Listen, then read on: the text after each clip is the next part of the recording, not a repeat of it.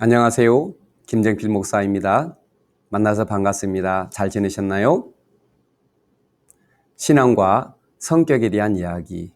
왜 이런 성격으로 살까? 내용을 시작합니다. 1부 성격 너 뭐니? 네 번째 성격과 신의 성품에서 두 번째 성품과 형상에 대한 내용입니다. 하나님께서 사람을 자기 형상으로 창조하셨는데 이 형상은 하나님의 특성이죠. 이것을 기독교 신학에서는 하나님의 속성이라고 표현하며 공유적 속성과 비공유적 속성으로 나눕니다. 사람들도 가지고 있는 하나님의 속성을 공유적 속성 또는 보편적 속성이라고 하고 하나님만 가지고 계신 속성을 비공유적 속성 또는 절대적 속성이라고 하죠. 공유적 속성은 지식, 지혜, 선, 사랑, 거룩, 기쁨, 진실, 주권, 예술, 창작 등 많이 있습니다.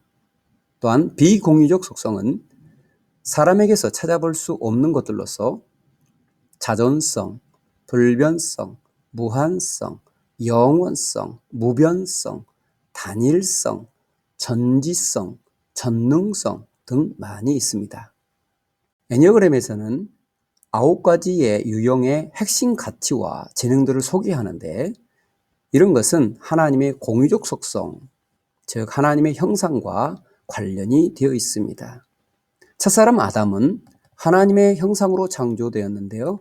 창세기 1장 27절에 보면 하나님이 자기 형상 곧 하나님의 형상대로 사람을 창조하시되 남자와 여자를 창조하시고 아담의 후손은 부모를 통하여서 하나님의 형상을 물려받고 아담의 타락 이후에 심판을 통해서 하나님의 형상이 많이 상실되었습니다.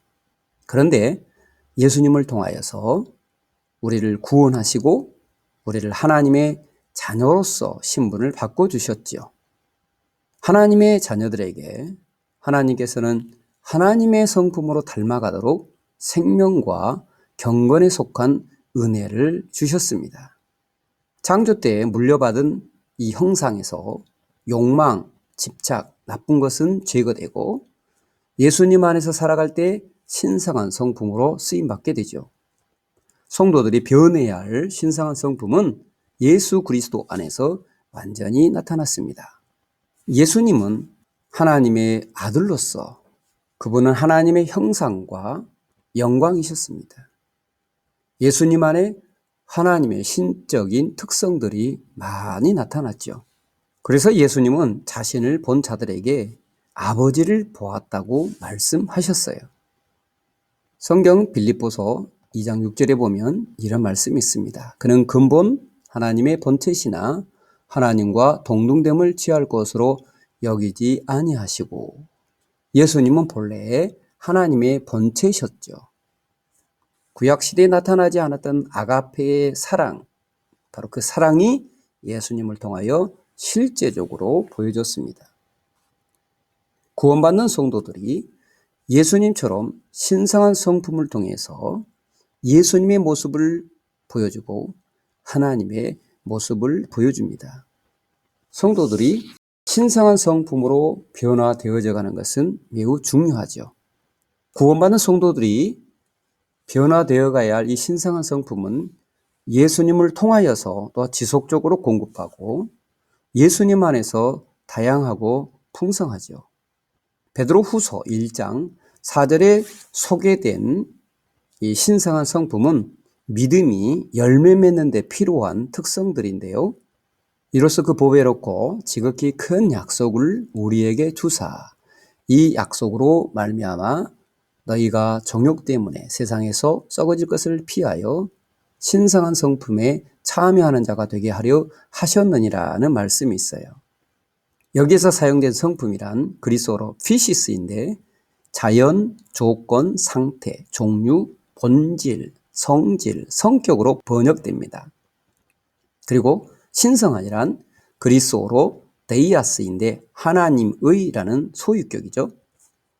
정리하면 하나님의 특성, 하나님의 본질, 하나님의 성격을 말하며 이 구원받는 성도들이 이 신성한 성품에 참여되어져야 한다는 것이죠. 성경에 보면 구원받는 교회와 성도를 향하여 두렵고 떨림으로 너희 구원을 이루라는 말씀이 있는데요. 이 구원을 이루라는 말씀이 곧 신성한 성품으로 변화되어 가는 것을 포함합니다. 또는 그리스도의 향기라고도 말하고 그리스도를 본받는 자 또는 빛의 자녀들, 빛의 열매 등 다양하게 표현되죠. 이 변화된 모습이 믿음과 성령 안에서 구원을 이루는 삶이며 하나님을 닮는 모습입니다. 자녀가 출생하면 부모나 조상의 유전자를 가지고 태어나고 그 부모를 닮아갑니다. 자녀들이 변성기를 지나면 목소리도 부모를 닮는데요. 필자가 초등학교 다닐 무렵에는 집 전화기 한 대로 온 가족이 사용했어요. 필자가 중학생이 되었을 때 어느 날 전화벨이 울려서 전화를 받았습니다. 제가 여보세요? 라고 말하자 부친께 인사하듯이 인사를 하고 존칭을 쓰며 자기 용건을 말하기 시작했어요. 저는 중간에 말을 끊고 저는 아들입니다. 아버님은 지금 외출 중입니다. 라고 말을 했어요. 제 목소리가 아버지 목소리로 들렸던 거죠. 자녀가 성장하면 부모의 목소리를 닮고 외모나 걸음걸이까지 닮는 것을 봅니다.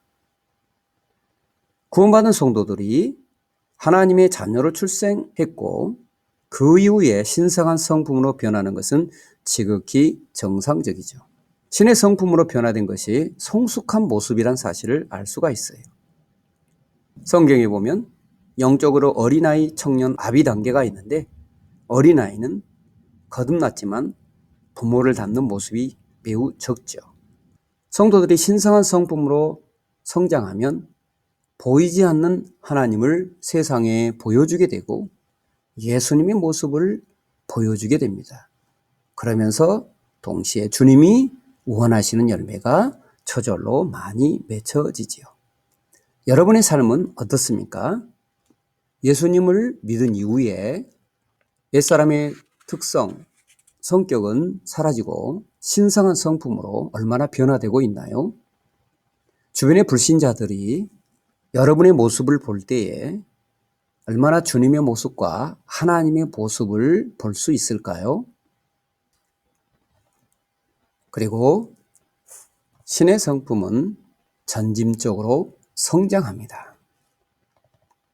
부모로부터 물려받은 기질이 발달하듯이 신성한 성품이 자라갑니다. 사람의 성격도 발달 수준이 있듯이 성도들이 은혜로 받은 구원은 같아도 믿음과 성품의 성장은 차이가 있습니다.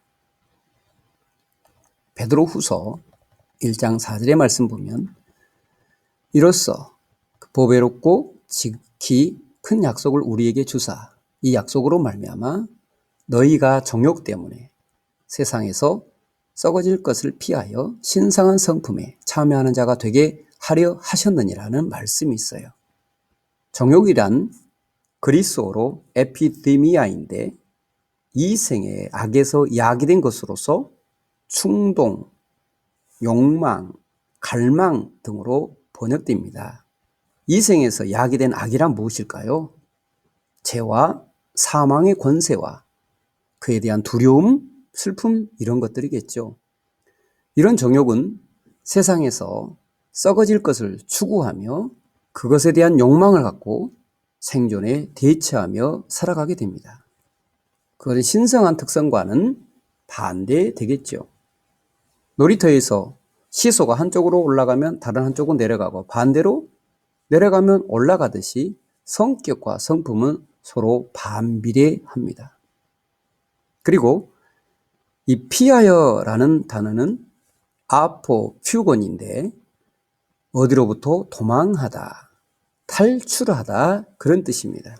이 단어는 능동태이기 때문에 성도가 힘써 노력해야 됩니다. 즉 우리가 육체를 가지고 이 땅에 살기 때문에 종욕으로 인한 욕망과 갈등, 충동들은 계속해서 올라오는 것입니다. 그것이 올라올 때에 나는 새로운 피조물이다.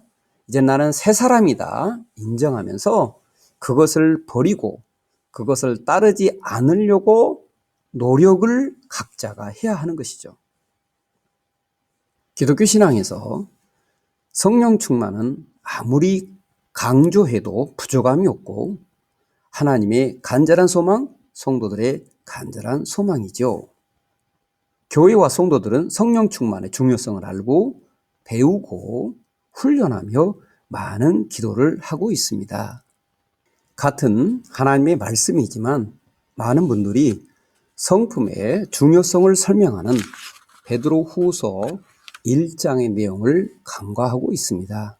성령 충만이 절대 명령인 것처럼 신성한 성품으로 자라나는 말씀도 동일한 명령입니다. 그리고 베드로 후서 1장 5절에는 그러므로 너희가 더욱 힘써라는 말씀이 있는데 모든 노력과 열정을 쏟아 부으라는 뜻입니다. 베드로 후서 1장 8절에 보면 이런 것이 너희에게 있어 흡족한즉 너희로 우리 주 예수 그리스도를 알기에 게으르지 않고 열매 없는 자가 되지 않게 하려니와 라는 말씀이 있습니다. 흡족한이란 그리스어로 플레오 나조인데 많다, 증가하다, 성장하다로 번역됩니다. 신의 성품으로 흡족하게 된다는 것은 구원받는 성도들이 신의 성품으로 얼마나 많이 변했는가 하는 분량의 문제이죠.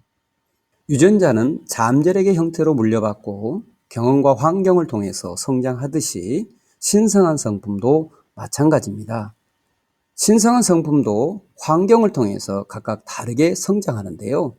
실제적으로 교회나 성도들의 믿음과 성품의 차이를 보면 노력에서 차이가 많이 나고 교단과 또 교회에 따라서 차이가 나는 것을 봅니다. 성도들이 신성한 성품으로 변화하려고 노력을 해야 되는데요. 베드로 후서 1장 4절에 보면 이로써 그 보배에 놓고 지극히 큰 약속을 우리에게 주사 이 약속으로 말미암아 너희가 정욕 때문에 세상에서 썩어질 것을 피하여 신성한 성품에 참여하는 자가 되게 하려 하셨느니라. 되게 한다. 이 되게가 중간태입니다. 중간태는 영어에서 사용하지 않는 문법인데요.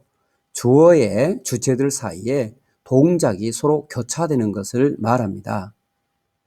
즉 우리가 신성한 성품으로 참여되려면 하나님께서도 우리 가운데 역사하셔야 되고 우리들도 그 일에 협력해야 된다는 것이죠. 하나님과 사람의 협력 사역입니다.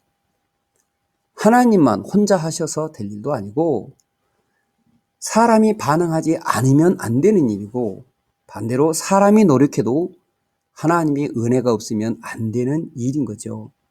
그래서 신성한 성품으로 변화되는 것은 너무나 귀하고 보배로운 일이죠. 신성한 성품으로 성장하는 것은 주님과 함께 거하고 함께 살 때 되는 것인데요. 예수님의 포도나무 비유를 보면 예수님을 떠나서는 열매가 없으며 아무것도 할 수 없다고 하셨죠. 요한복음 15장 5절 말씀입니다. 나는 포도나무요 너희는 가지라. 그가 내 안에 내가 그 안에 거하면 사람이 열매를 많이 맺나니 나를 떠나서는 너희가 아무것도 할 수 없음이라.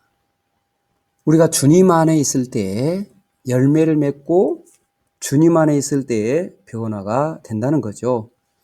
열매 맺는 방법을 비교해 보면 신성한 성품으로 변화되는 일은 주님과 함께 거하고 동행하는 삶이요. 주님 안에 동행하고 거하는 삶의 연속성에서 이 성품이 자라고 열매 맺는다는 것을 알 수 있습니다. 그러므로 신성한 성품으로 변화되어 가는 것은 성령 충만이라든지 주님과의 친밀한 교제 안에서 이루어진다는 것을 알 수가 있습니다. 주님 안에 거할 때 우리가 옛사람의 욕망을 벗어버리고 내 안에 있는 재능들을, 달란트를 가지고 하나님의 영광을 위해서 살게 되겠죠.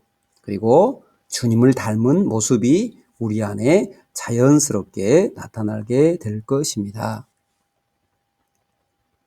사랑하는 성도 여러분, 여러분은 예수님 믿은 다음에 얼마나 성격을 내려놓고 신성한 성품으로 변화되고 있나요? 믿음은 성품을 통해서 열매를 맺기 때문에 성품으로 성장하는 것이 매우 중요하죠. 오늘은 여기까지 나누겠습니다. 여러분의 삶 가운데 하나님의 은혜와 사랑이 넘쳐서 그리스도의 장성한 분량에 이르도록 성장하기를 주의 이름으로 축복합니다. 샬롬.